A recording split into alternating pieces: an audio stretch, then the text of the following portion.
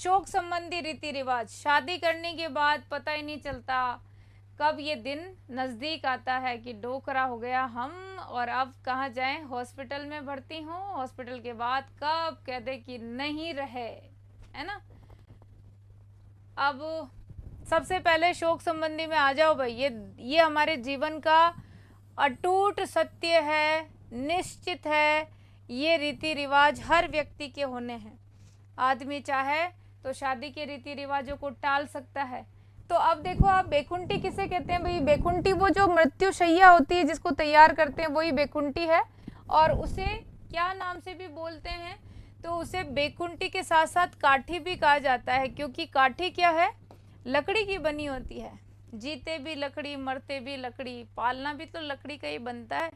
तो आप देखो, काठी भी कहा जाता है। लेकिन यदि कोई शतायु प्राप्त व्यक्ति मर जाता है तो फिर उसकी बेकुंठी को ढंग से सजाया जाता है फूल माला से, और गाजे बाजे के साथ ले जाते हैं।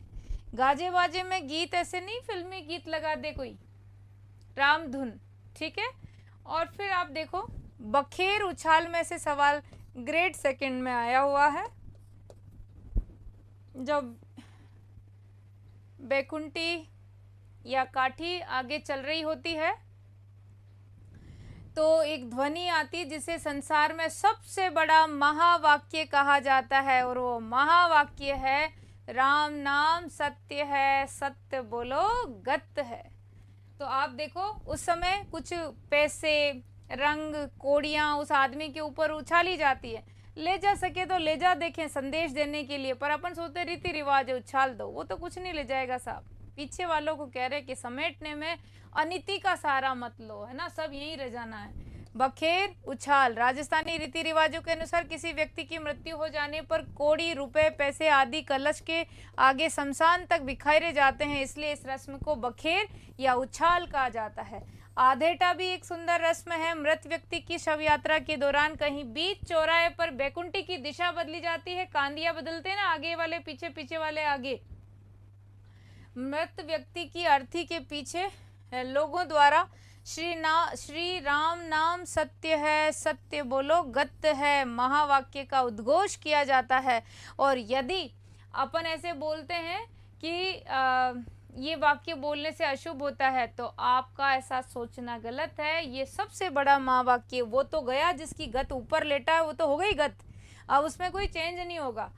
आप जो ले जा रहे हो, आप ध्यान रखो, आपके पास कुछ खजाना श्वासों का बचा है। श्री राम का नाम सत्य है, और सत्य बोलने से ही हमारी गति होती है। इस ऊपर वाले की तो हो गई जो चल रहा है ना। नेक्स्ट, लोपा, जो मुखाग्नि दी जाती है जब जलाते हैं शमशान घाट पे ले जा करके, वहां पे क्या है, मुखाग्नि जो दी जाती है। ऐसे नहीं माचिसों के सब ढेर लगे पड़े हैं, 15-20 लोग लग रहे हैं, जलाओ जलाओ लाइटर है, ऐसा नहीं। एक मुखाग्नि तैयार की जाती है, उसे लोपा बोला जाता है।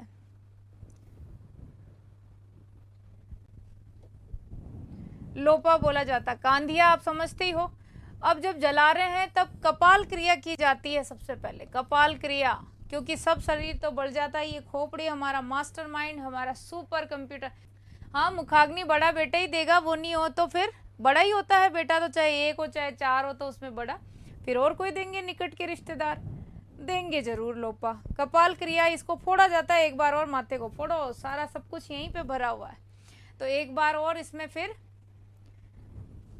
कपाल क्रिया हो जाती है। पिंडदान समझते हो? भदर होने की क्रिया का मतलब है कि निकट के बंधुओं द्वारा दाढ़ी मूछ, सिर के बाल देने की प्रक्रिया यहाँ शोक संबंधी में भदर कहलाती है। पानीवाड़े में से सवाल आता है, सांतरवाड़े में से सवाल आता है। पानीवाड़ा किसे कहते हैं? कि जलाने के बाद क्या होता है, सबसे पहले ये जो पानीवाड़ा है ना, तो नहाते हैं वहां से, चलो भाई निकलो नहा लो। कितने अछूत समझते उस जगह को जहाँ से लौटे हैं। नहाने से कोई ऐसा दूर नहीं होगा, लेकिन समाज में नहा लेते हैं, पानी पटको भाई, वो पानीवाड़ा है।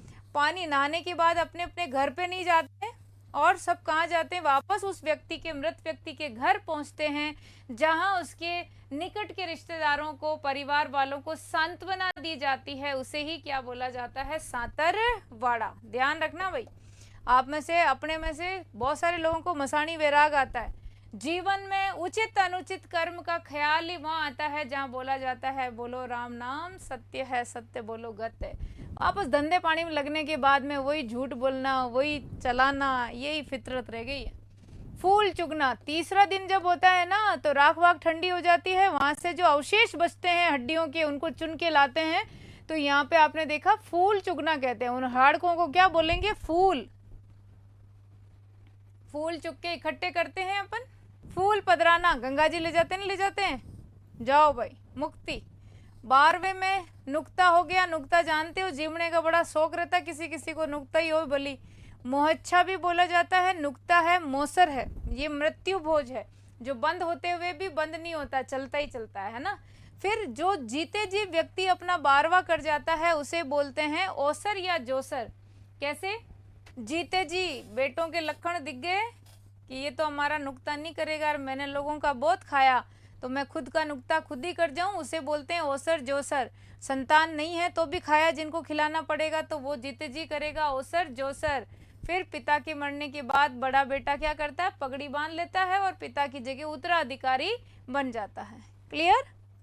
तो आप देखो ओख क्या होती है? सेम डेट पर जिसका दिवाली के दिन मृत्यु हो जाती है तो पीढ़ी दर पीढ़ी, और मृत्यु भी ऐसे नहीं 100 बरस पूरे किए डोगरे जी गए तो अपन ऐसे मान लें कि वहां पे ओख पड़ेगी, नहीं। अकाल मृत्यु यदि किसी की दिवाली के दिन हो गई तो उस परिवार का कोई भी सदस्य पीढ़ी दर पीढ़ी वो त्योहार नहीं मनाता है जब तक उस घर में गाय के बछड़ा नहीं हो जाए या किसी के उसी दिन बेटा ना हो जाए।